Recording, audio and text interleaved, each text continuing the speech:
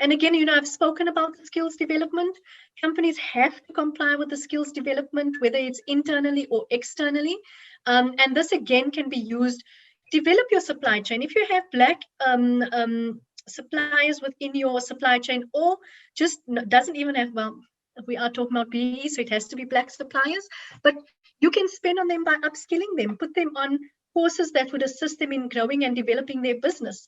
Finance for non-financial managers is so important for entrepreneurs. So it's important for us to understand the skills development scorecard. And if we look at the scorecard, you're able to see the different elements here that companies have to spend on. So if we look at the first one, expenditure for Black people as a percentage of the leviable amount, that category is purely for your employees within the organization. So whatever spend, you have to spend 3.5% of your leviable amount.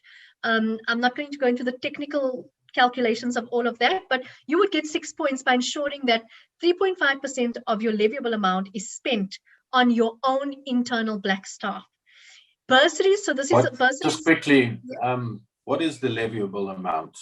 So Tanya? The leviable amount, people do tend to get confused with the leviable amount because often it is seen as the total cost of your employees. So it's your skills development levy that is paid over to SARS.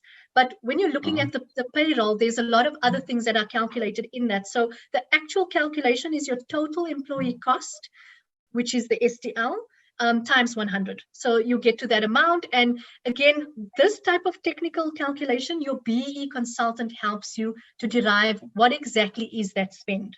It varies across different companies.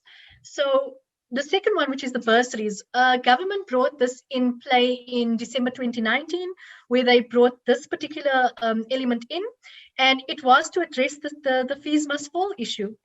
They found a loophole in BEE where they could force companies to pay for this. So while companies, and look, this is really applicable to your generic companies, it's compulsory for them to spend on bursaries.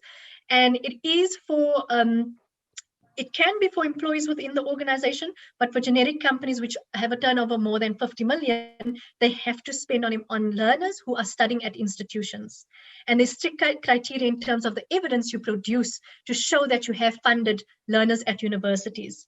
You then have your expenditure on Black employees who have disabilities. Again, we have to develop disabled individuals that are within our country, and it's important to give them opportunities. You then have your learnerships, apprenticeships, and internships, which then form part of it's 6 points that you would get there. And then again, if you, with learnerships specifically, or apprenticeships and internships, if you have a learner on one of those programs and you're funding them, try to work towards giving them permanent employment, whether it is with your organization or with another organization, maybe one even inside your supply chain. They can become an employee within your supply chain, and you would then get additional bonus points for ensuring that there was a permanent position provided to these learners on these programs. So it's important to understand how you again integrate your skills development with your supply chain, as well as your enterprise and supplier development.